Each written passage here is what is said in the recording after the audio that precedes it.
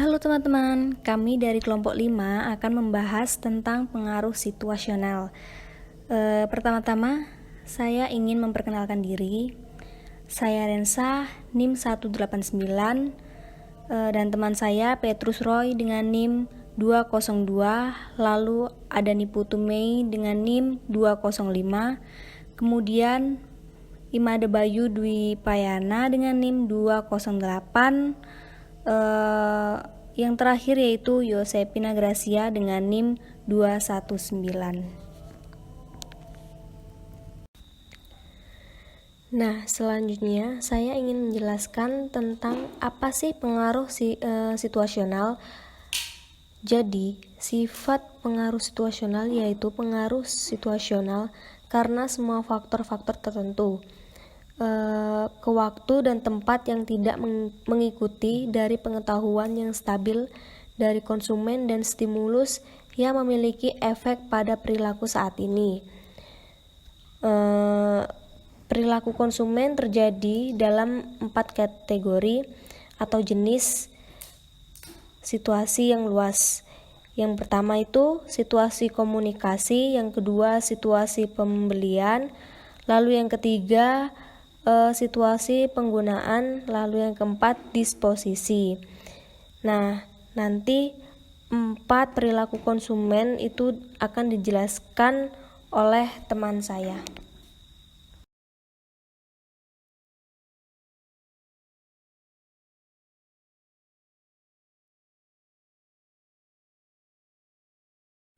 Nah, selanjutnya teman-teman, di sini saya Niputu Indrayani akan menjelaskan 4 jenis situasi dan relevansinya dengan strategi pemasaran.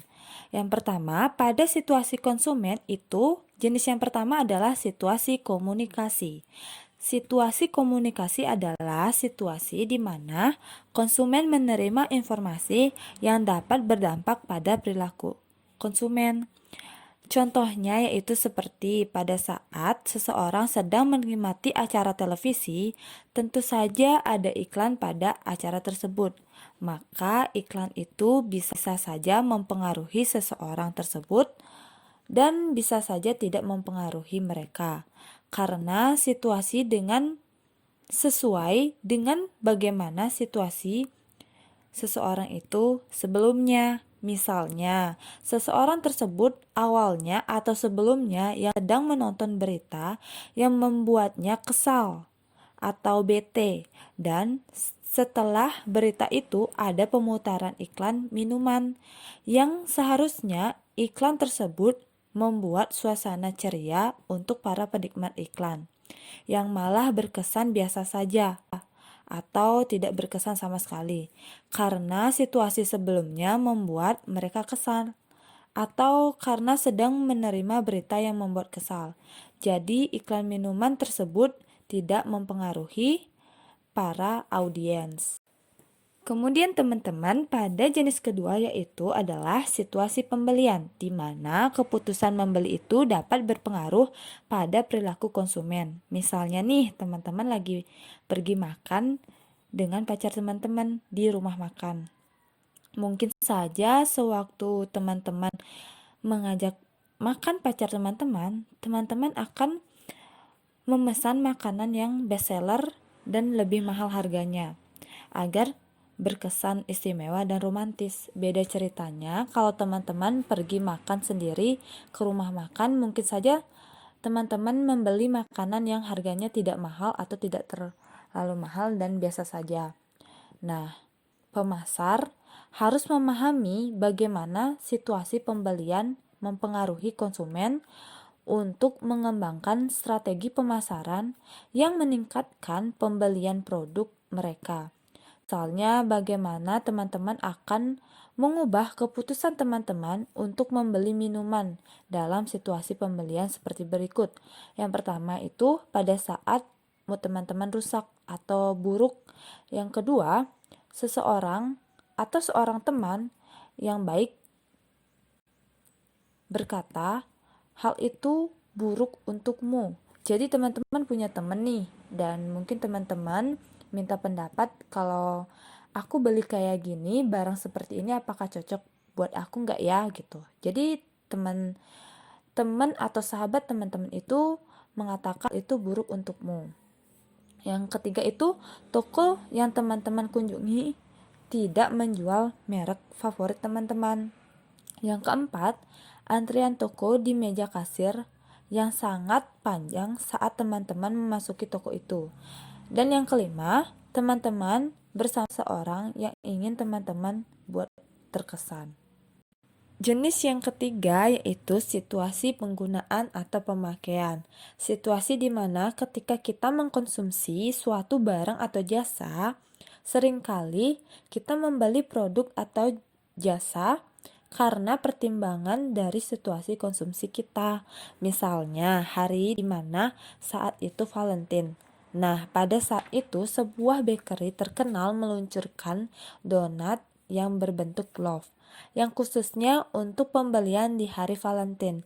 Jadi, konsumen beli donat tersebut karena untuk merayakan hari Valentine. Pemasar dapat mengkonsumsi bagaimana produk mereka menciptakan kepuasan konsumen dalam setiap situasi penggunaan yang relevan. Contoh lainnya yaitu baru-baru ini ada sebuah iklan yang menggambarkan seorang ayah pulang terlambat dari kantor dan makan malam Cheerios atau makanan berbahan dasar gandum. Ketika ditanya mengapa oleh putrinya yang masih kecil, dan sang ayah menjawab, karena rasanya sama enaknya di malam hari. Nah, seperti itu teman-teman.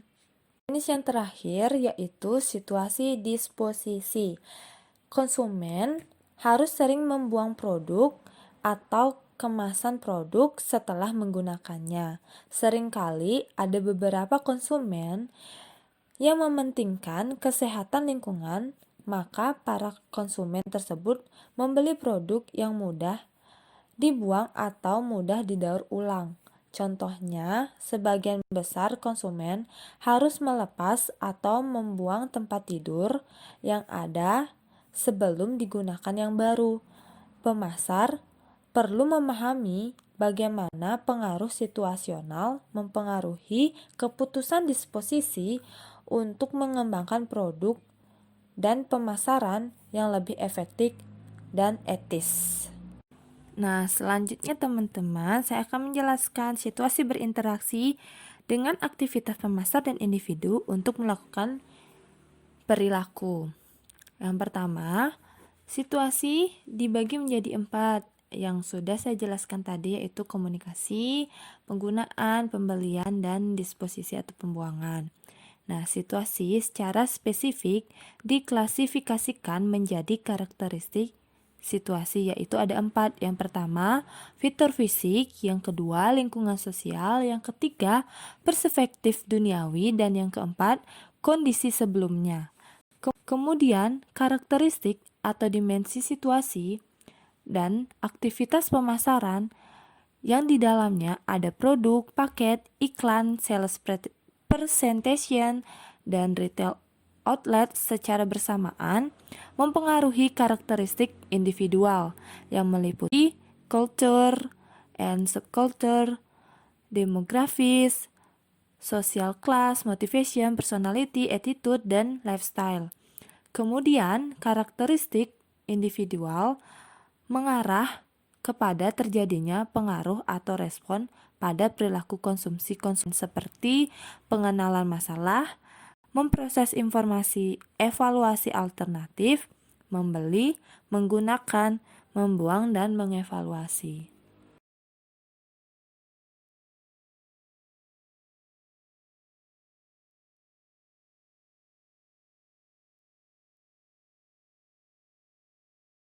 Nah, selanjutnya saya Yosepina Graisya akan menjelaskan mengenai 5 karakteristik situasi dan pengaruhnya terhadap konsumsi.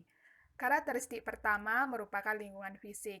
Lingkungan fisik meliputi dekorasi, suara, aroma, pencahayaan, cuaca, dan susunan barang dagangan atau bahan lain di sekitar objek stimulus.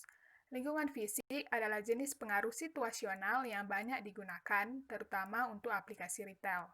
Faktor retail eksternal seperti arsitektur, Penataan dan bermacam-macam pengecer merupakan pengaruh penting pada pengalaman berbelanja konsumen. Selain itu, simpan interior seringkali dirancang untuk menciptakan perasaan khusus pada pembeli yang dapat memiliki petunjuk penting atau memperkuat efek pada pembelian. Semua aspek fisik, toko, termasuk pencahayaan, tata letak, penyajian barang dagangan, perlengkapan, penutup lantai, bau, warna, suara, pakaian, dan perilaku staf penjualan bergabung untuk menghasilkan perasaan ini, yang pada gilirannya mempengaruhi kecenderungan pembelian. Ada macam-macam komponen dalam lingkungan fisik. Yang pertama adalah warna. Warna dan karakteristik warna tertentu menciptakan perasaan kegembiraan dan gairah yang berhubungan dengan perhatian. Warna-warna cerah lebih membangkitkan gairah daripada warna kusam, dan warna-warna hangat seperti merah dan kuning lebih membangkitkan gairah daripada warna dingin seperti biru dan abu-abu. Contohnya, warna apa yang paling cocok untuk interior toko? Jawabannya adalah tergantung. Untuk warna interior yang dominan, warna-warna sejuk mungkin harus digunakan karena mereka meningkatkan penjualan dan kepuasan pelanggan. Warna-warna sejuk juga tampaknya mampu mengurangi persepsi waktu tunggu, mendorong perasaan rileks. Arti warna bervariasi di berbagai budaya. Karena itu, hal ini dan semua aspek lain dari lingkungan fisik harus dirancang khusus untuk budaya yang terlibat. Selanjutnya adalah aroma. Semakin banyak bukti yang menunjukkan bahwa bau dapat mempengaruhi belanja konsumen. Suatu studi menemukan bahwa lingkungan beraroma menghasilkan niat yang lebih besar untuk mengunjungi kembali toko, niat membeli yang lebih tinggi untuk beberapa item, dan berkurangnya perasaan waktu yang dihabiskan untuk berbelanja. Studi lain menemukan bahwa adanya aroma tertentu dalam pengaturan retail meningkatkan kesenangan, gairah, waktu yang dihabiskan, dan uang yang dihabiskan di pengecer. Studi ketiga menemukan bahwa lingkungan yang beraroma harum meningkatkan ingatan dan evaluasi merek, terutama untuk merek yang tidak dikenal. Aroma yang menyenangkan meningkatkan waktu yang dihabiskan untuk mengevaluasi merek atau perhatian, yang pada gilirannya meningkatkan memori. Mengingat hasil ini, tidak mengherankan bahwa pengaruh lingkungan bernilai miliaran dolar. Namun, meskipun begitu, pemasar masih melakukan banyak hal yang harus dipelajari mengenai aroma, yaitu tentang apakah, kapan, dan bagaimana wewangian dapat digunakan secara efektif di lingkungan retail. Selain itu, preferensi aroma sangat bersifat individual. Aroma yang menyenangkan individu mungkin menjijikkan bagi yang lain. Selain itu, beberapa pembeli menolak aroma apapun yang sengaja ditambahkan ke udara yang mereka hirup karena mengkhawatirkan reaksi alergi. Yang ketiga adalah musik. Musik memengaruhi suasana hati konsumen yang memengaruhi variasi konsumsi perilaku baik pengatur pengecer tradisional dan dalam pengatur online. Contohnya pada restoran, apakah lebih baik menggunakan musik bertempo lambat atau bertempo cepat di restoran? Menurut riset, musik yang lambat meningkatkan margin kotor untuk satu restoran hampir 15% per kelompok pelanggan dibanding dengan menggunakan musik yang cepat. Musik lambat tampaknya membuat pelanggan lebih rileks dan menghabiskan lebih banyak waktu di restoran. Nah, karena pengaruh musik terhadap perilaku belanja, ada program musik yang dikembangkan untuk memenuhi kebutuhan unik pengecer tertentu.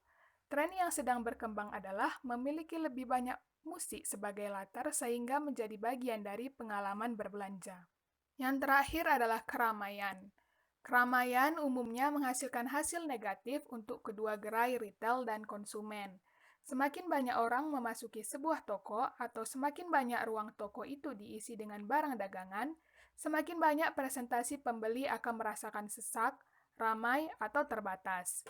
Kebanyakan konsumen menemukan perasaan ini tidak menyenangkan, sehingga pelanggan saat berbelanja menghabiskan lebih sedikit waktu di toko. Dengan membeli lebih sedikit, membuat keputusan lebih sedikit, dan menggunakan lebih sedikit informasi yang tersedia. Pemasar harus merancang gerai mereka dengan cara membantu mengurangi persepsi konsumen tentang keramaian. Ini sulit, karena belanja retail cenderung terjadi pada waktu-waktu tertentu, seperti liburan akhir pekan.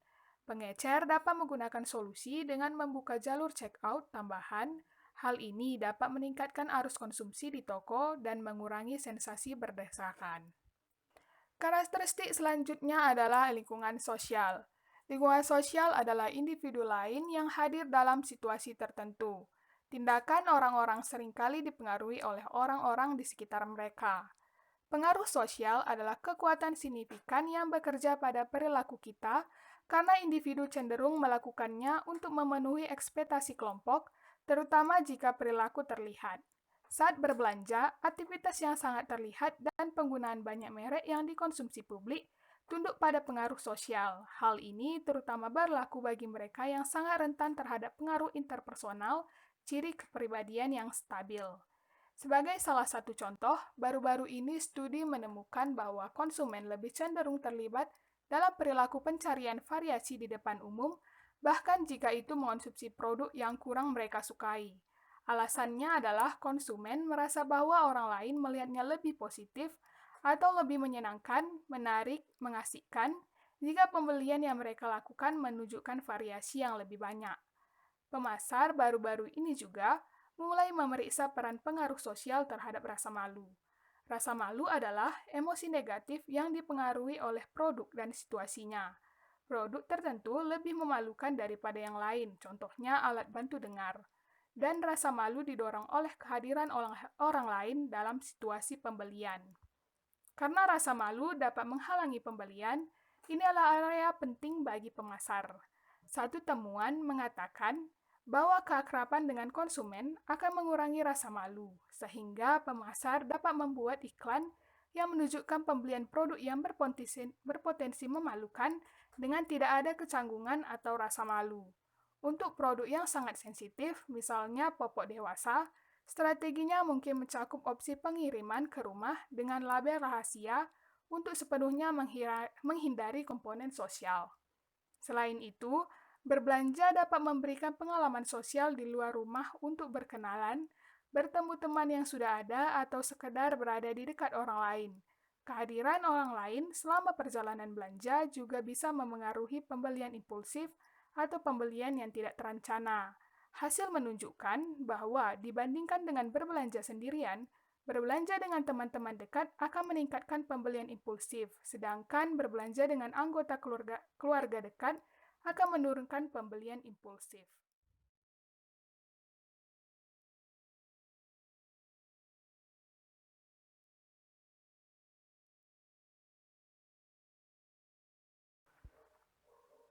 Ada macam-macam komponen dalam lingkungan fisik. Yang pertama adalah warna. Warna dan karakteristik warna tertentu menciptakan perasaan kegembiraan dan gairah yang berhubungan dengan perhatian. Warna-warna cerah lebih membangkitkan gairah daripada warna kusam, dan warna-warna hangat. Yang ketiga adalah musik. Musik memengaruhi suasana hati konsumen, yang memengaruhi variasi konsumsi perilaku baik pengatur pengecer tradisional dan dalam pengatur online. Contohnya pada restoran, apakah lebih baik menggunakan musik bertempo lambat atau bertempo cepat di restoran? Menurut riset, musik yang lambat meningkatkan margin kotor untuk satu restoran hampir 15% per kelompok pelanggan dibanding dengan menggunakan musik yang cepat. Musik lambat tampaknya membuat pelanggan lebih rileks dan menghabiskan lebih banyak waktu di restoran. Nah, karena pengaruh musik terhadap perilaku belanja, ada program musik yang dikembangkan untuk memenuhi kebutuhan unik pengecer tertentu. Tren yang sedang berkembang adalah memiliki lebih banyak musik sebagai latar sehingga menjadi bagian dari pengalaman berbelanja. Yang terakhir adalah keramaian.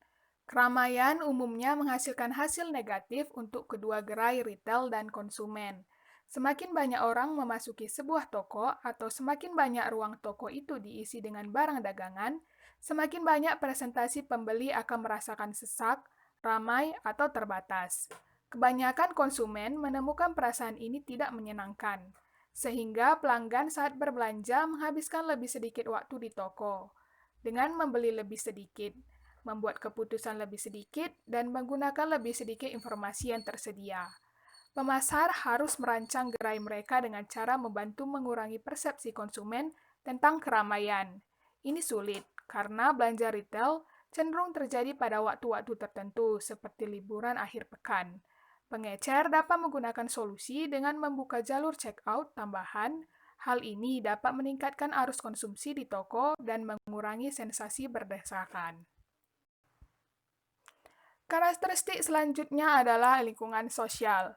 Lingkungan sosial adalah individu lain yang hadir dalam situasi tertentu. Tindakan orang-orang seringkali dipengaruhi oleh orang-orang di sekitar mereka. Pengaruh sosial adalah kekuatan signifikan yang bekerja pada perilaku kita karena individu cenderung melakukannya untuk memenuhi ekspektasi kelompok, terutama jika perilaku terlihat. Saat berbelanja, aktivitas yang sangat terlihat dan penggunaan banyak merek yang dikonsumsi publik tunduk pada pengaruh sosial. Hal ini terutama berlaku bagi mereka yang sangat rentan terhadap pengaruh interpersonal, ciri kepribadian yang stabil.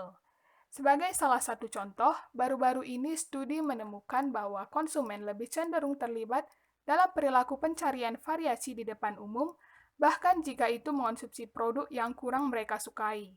Alasannya adalah konsumen merasa bahwa orang lain melihatnya lebih positif atau lebih menyenangkan, menarik, mengasihkan jika pembelian yang mereka lakukan menunjukkan variasi yang lebih banyak. Pemasar baru-baru ini juga mulai memeriksa peran pengaruh sosial terhadap rasa malu. Rasa malu adalah emosi negatif yang dipengaruhi oleh produk dan situasinya. Produk tentu lebih memalukan daripada yang lain, contohnya alat bantu dengar. Dan rasa malu didorong oleh kehadiran orang lain dalam situasi pembelian. Karena rasa malu dapat menghalangi pembelian, ini adalah area penting bagi pemasar. Satu temuan mengatakan bahwa keakraban dengan konsumen akan mengurangi rasa malu, sehingga pemasar dapat membuat iklan yang menunjukkan pembelian produk yang berpotensi memalukan dengan tidak ada kecanggungan atau rasa malu. Untuk produk yang sangat sensitif, misalnya popok dewasa, strateginya mungkin mencakup opsi pengiriman ke rumah dengan label rahasia untuk sepenuhnya menghindari komponen sosial. Selain itu, berbelanja dapat memberikan pengalaman sosial di luar rumah untuk berkenalan, bertemu teman yang sudah ada, atau sekedar berada di dekat orang lain. Kehadiran orang lain selama perjalanan belanja juga bisa memengaruhi pembelian impulsif atau pembelian yang tidak terencana.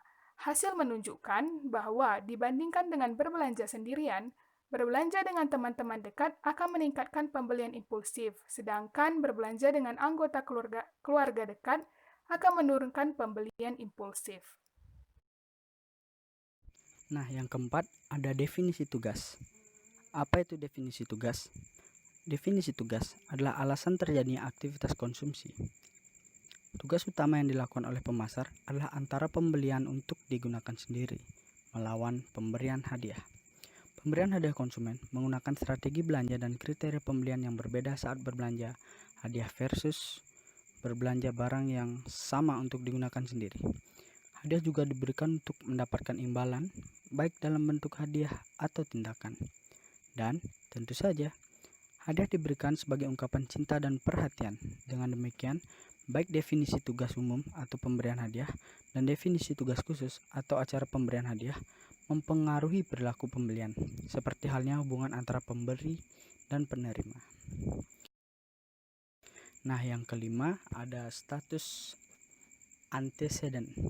Ciri-ciri dari individu yang bukan merupakan ciri-ciri abadi, seperti suasana hati atau kondisi sesaat, disebut keadaan antecedent. Misalnya, kebanyakan orang mengalami keadaan depresi atau kegembiraan dari waktu ke waktu yang biasanya bukan bagian dari individu mereka. Nah, status antecedent dibagi menjadi dua, ada suasana hati dan kondisi sesaat. Suasana hati adalah keadaan perasaan sementara yang umumnya tidak terkait dengan peristiwa tertentu. Suasana hati cenderung kurang kuat daripada emosi dan dapat beroperasi tanpa kesadaran individu. Suasana hati mempengaruhi proses keputusan, pembelian, konsumsi berbagai produk, dan persepsi layanan. Suasana hati yang positif terkait dengan peningkatan penelusuran dan pembelian impulsif, dan kondisi saat mencerminkan keadaan sementara seperti lelah, sakit, bangkrut, dan sebagainya. Kondisi ini hanya sesaat. Individu akan berusaha untuk mengatur kondisi sesaat mereka seringkali melalui pembelian atau konsumsi produk dan jasa. Misalnya, orang yang merasa lelah atau mengantuk di siang hari dapat minum secangkir kopi atau minum ringan atau makan permen. Oke teman-teman, di sini saya ingin menjelaskan tentang situasi ritual. Jadi, situasi ritual itu dapat digambarkan sebagai peristiwa yang didefinisikan secara sosial yang memicu serangkai perilaku yang saling terikat, yang terjadi dalam format struktur dan yang memiliki makna simbolis. Jadi, pentingnya situasi ritual bagi pemasar itu dapat mengembangkan produk dan promosi di sekitar ritual umum yang muncul di setiap tahunnya. Terima kasih Anda masih bersama kami di Redaksi Pagi. Pemirsa, momen Valentine 14 Februari kemarin ternyata membawa berkah bagi penjual bunga ataupun coklat. Ya, tidak tanggung-tanggung. Akibat permintaan yang begitu tinggi, kenaikan omset bahkan mencapai lebih dari 100%. Meskipun tradisi Valentine tidak berasal dari Indonesia, tetapi memang momen Valentine sering digunakan oleh sejumlah pedagang sebagai strategi promosi. Salah satunya yang banyak dijual pada Valentine ialah mawar berwarna merah muda seperti ini. Dia Sekar Satin adalah salah satu pedagang yang meraup keuntungan pada momen Valentine kali ini. Ia berkreasi menciptakan mawar dari kain dan tangkai yang terbuat dari plastik. Jika di hari biasa hanya 10 tangkai yang laku, maka menjelang Valentine ini omsetnya naik 600%. Memang saya ngejar momen Valentine sih, biasanya nggak buat bunga tangkai. Tapi karena Valentine aja, jadi saya iseng-iseng buat bunga tangkai, siapa tahu laku. Selain mawar, permintaan coklat juga mengalami kenaikan. Coklat juga diubah menjadi bentuk-bentuk imut dan lucu seperti ini sebagai tanda ataupun cara Anda untuk menunjukkan rasa kasih sayang, baik itu kepada pasangan Anda ataupun kepada keluarga ataupun kepada teman-teman Anda. Dan jika kita lihat bahwa simbol-simbol kata-kata seperti ini dapat menjadi salah satu cara Anda mengekspresikan rasa kasih sayang Anda. Bagaimana? Anda sudah punya ide untuk mengekspresikan rasa kasih sayang Anda di bulan. Nah, di sini saya menampilkan sebuah video seorang pemasar memanfaatkan sebuah situasi ritual pada setiap tahunnya. Di Hyros Waterpark Deli Serdang, Sumatera Utara terus jadi sorotan. Pasca viral di media sosial, kini pengelola menutup wahana wisata tersebut.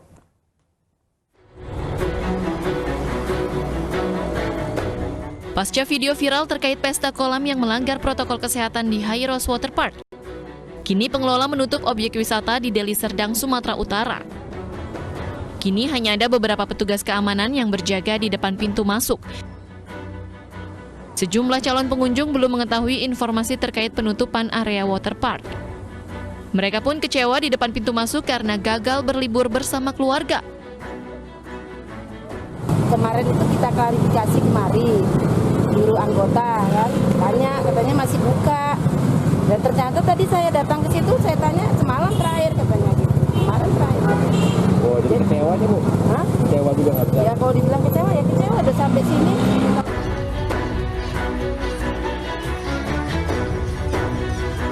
Beberapa hari lalu, sejumlah video menunjukkan kerumunan warga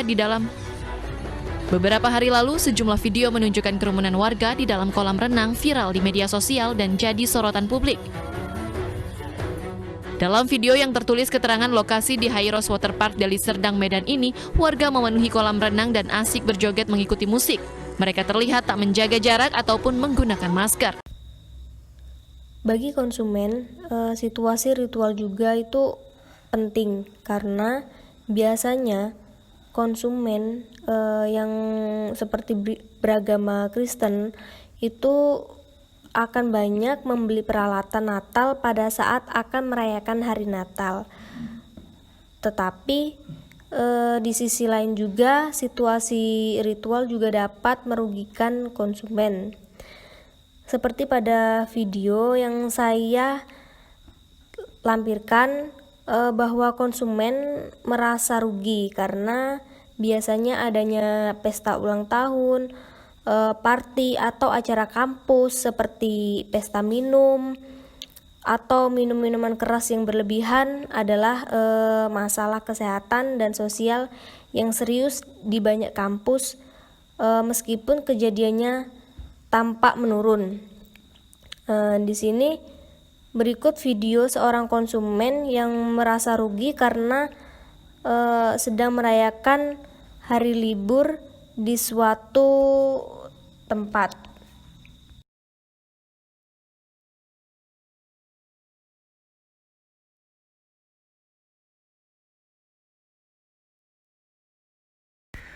Oke, selamat sore teman-teman. Karena pada bagian sebelumnya sudah dijelaskan mengenai manfaat situasi ritual atau kebiasaan dan pemasaran, selanjutnya saya akan menjelaskan mengenai pengaruh situasional dan pemasaran strategi.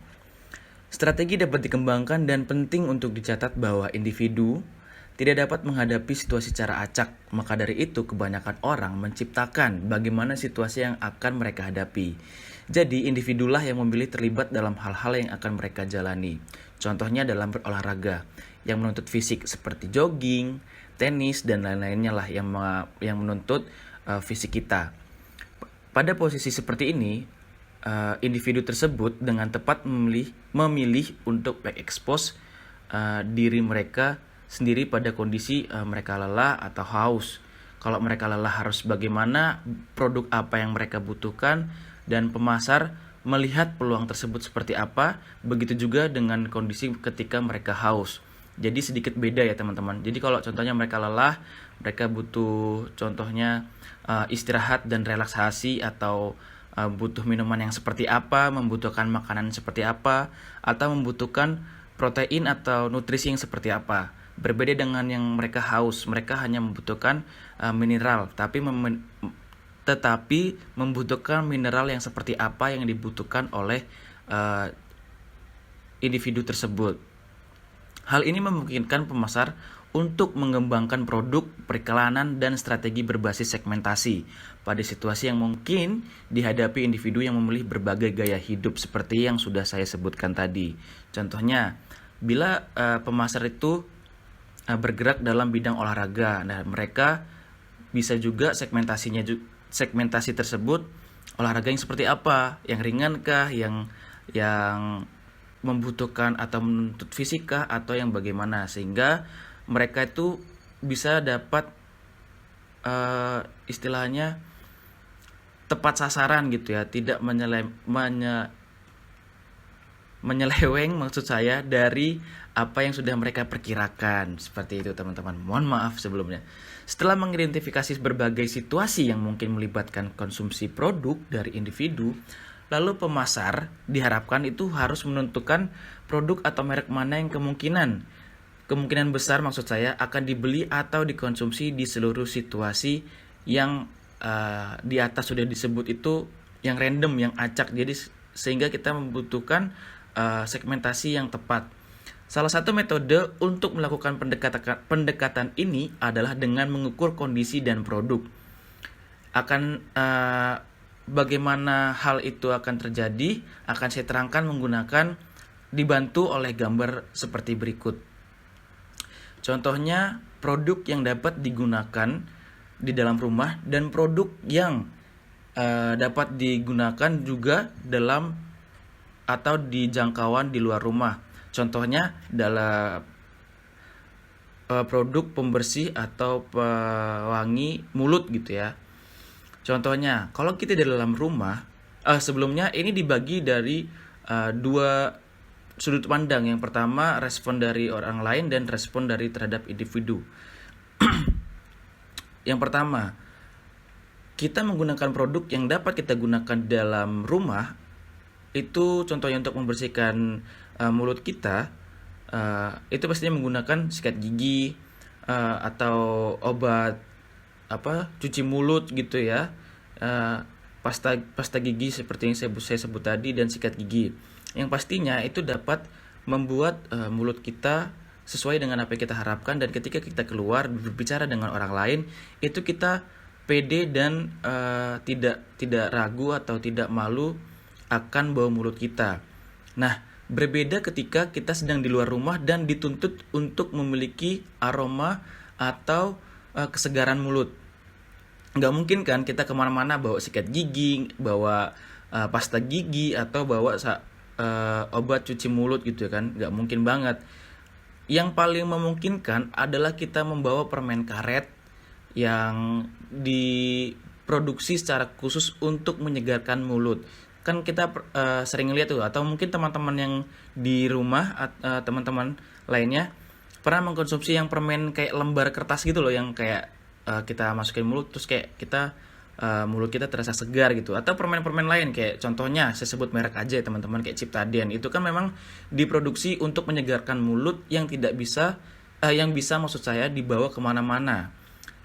Istilahnya alternatif lain kalau kita tidak bisa membawa sikat gigi atau pasta gigi. Contoh lagi kalau teman-teman naik gunung gitu ya kan, it's okay lah kalau memang teman-teman bawa alat sikat gigi atau alat mandi gitu ya, itu yang bisa dibawa kemana-mana gitu. Tapi kan nggak memungkinkan karena di atas persediaan air itu tidak seperti kita di rumah gitu kan teman-teman. Jadi alternatif lain untuk kita tetap memiliki mulut atau hawa yang segar lah, sedap gitu. Jadi diharapkan teman-teman bisa memakai alternatif, menggunakan permen karet tersebut yang seperti saya bilang tadi, Ciptaden dan lain-lain. Selanjutnya saya akan menjelaskan bagaimana susu Arla Lacto Free dalam mempromosikan produk mereka, di mana mereka berkampanye atau campaign mengenai Say Yes to Frothy maksud saya Frothy Fruity Smoothies. Sedikit susah ya teman-teman. Di mana pendekatan ini mengembangkan strategi pemasaran berbasis situasional dalam memasarkannya, di mana langkah-langkahnya seperti berikut. Yang pertama, menggunakan studi observasi. Studi ini di mana diskusinya berfokus pada kelompok, wawancara mendalam, dan data sekunder untuk menemukan berbagai situasi penggunaan yang mempengaruhi konsumen produk. Yang kedua adalah survei sampel konsumen yang lebih besar untuk lebih memahami dan mengukur bagaimana produk ini digunakan dan keuntungan dicari dalam situasi penggunaan oleh segmen pasar maksud saya yang sudah diteliti dan sudah disurvei. Yang ketiga, barulah kita membuat matriks. Matriks ini akan saya jelaskan pada slide berikutnya. Setelah dari pembuatan matriks, kita hendaknya mengevaluasi dari sampel-sampel atau sel yang sudah ada di dalam matriks tersebut. Yang kelima adalah kita mengembangkan maksud saya dan menerapkan strategi pemasaran untuk sel-sel yang sudah ada di dalam bagian matriks tersebut, lalu kita tawarkan di mana penawaran tersebut itu memiliki keuntungan yang cukup potensial yang diberikan atau yang didapat melalui survei-survei tersebut. Pada dasarnya, pengaruh situasional memiliki kemungkinan pengaruh yang langsung. Akan tetapi, pastinya ada interaksi antara produk dan karakteristik individu, di mana keduanya ini saling mempengaruhi. Dalam beberapa kasus, situasi tidak akan memiliki pengaruh apapun karena karakteristik atau pilihan individu begitu kuat. Tetapi situasi lain dapat menggambarkan atau mempengaruhi dan berpotensi penting. Oleh karena itu, hal ini menjadi perhatian penting kepada manajer pemasaran untuk mengurai permasalahan dan memecahkan bagaimana cara-cara mereka untuk memasarkan atau menawarkan produk yang mereka punya, yang mereka buat gitu, dan melalui cara apa mereka bisa menawarkan produk-produk tersebut. Selanjutnya saya akan menjelaskan mengenai matriks yang sudah saya paparkan di slide sebelumnya.